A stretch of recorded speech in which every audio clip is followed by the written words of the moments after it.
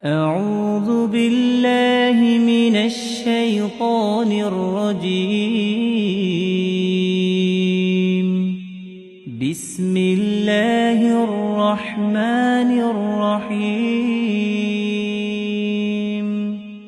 الرحمن علم القرآن خلق الإنسان علمه البيان. الشمس والقمر بحسبان والنجم والشجر يسجدان والسماء رفعها ووضع الميزان ألا تطغوا في الميزان وأقيموا الوزن بالقسط ولا تخسروا الميزان والأرض وضعها للأنام فيها فاكهة والنخل ذات الأكمام والحب ذو العصف والريحان فبأي آلاء ربكما تكذبان. خلق الإنسان من صلصال كالفخار وخلق الجان من مارج من نار فبأي آلاء ربكما تكذبان. رب المشرقين ورب المغربين فبأي آلاء ربكما تكذبان. مرج البحرين يلتقيان بينهما برزخ لا يبغيان فبأي آلاء ربكما تكذبان. يخرج منهما اللؤلؤ والمرجان فبأي آلاء ربكما تكذبان. وله الجوار المنشآت في البحر كالأعلام فبأي آلاء ربكما تكذبان. كل من عليها فان ويبقى وجه ربك ذو الجلال والإكرام فبأي آلاء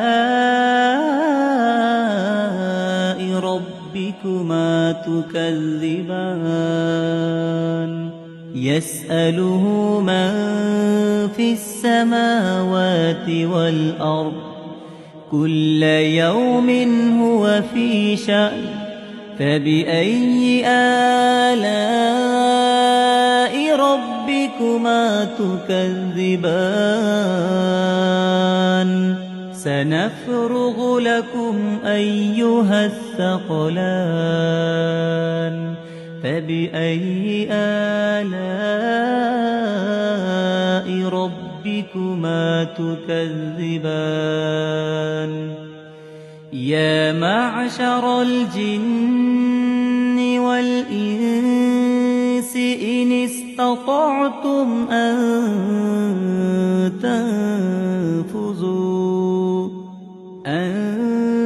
تنفذوا من أقطار السماوات والأرض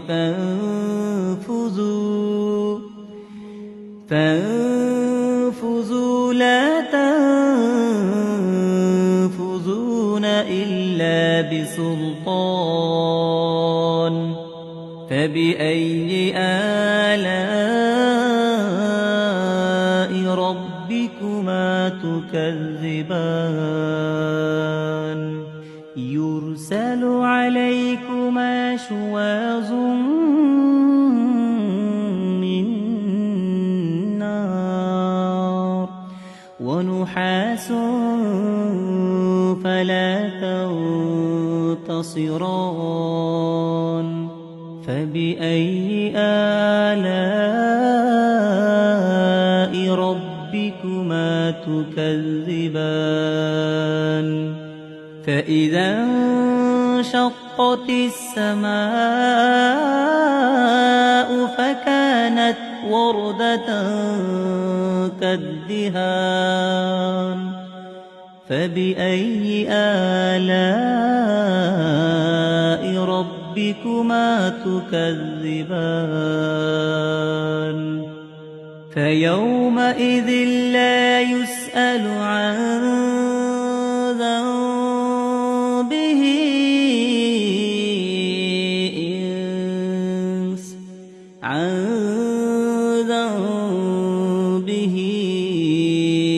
إنس ولا جان فبأي آلاء ربكما تكذبان يعرف المجرمون بسيماهم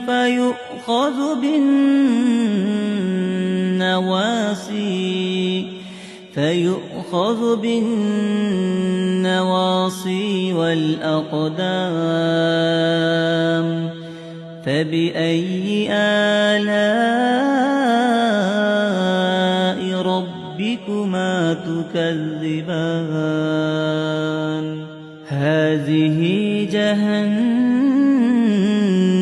التي يكذب بها المجرمون يطوفون بينها وبين حميم آن فبأي آلاء ربكما تكذبان ولمن خاف مقام ربه جنتان فبأي آلاء ربكما تكذبان ذواتا أفنان فبأي آلاء ربكما تكذبان فيهما عينان تجريان فبأي آلاء ربكما تكذبان فيهما من كل فاكهة زوجان فبأي آلاء ربكما تكذبان متكئين على فرش بطائنها من استبرق وجنى الجنتين دان فبأي آلاء ربكما تكذبان فيهن قاصرات الطرف لم لم يطمثهن إنس قبلهم ولا جان فبأي آلاء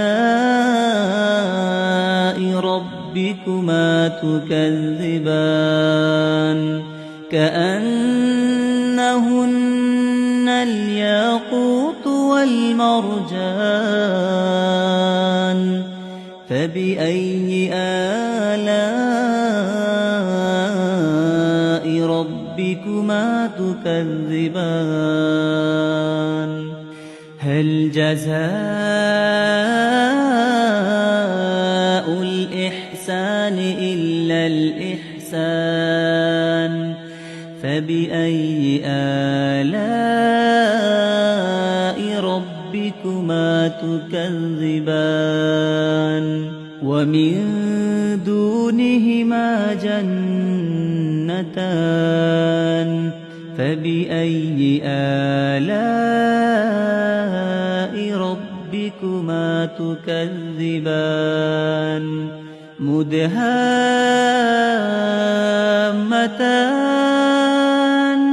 فبأي آلاء ربكما تكذبان فيهما عينان نضاختان فبأي آلاء ربكما تكذبان فيهما فاكهة ونخل ورمان فبأي آلاء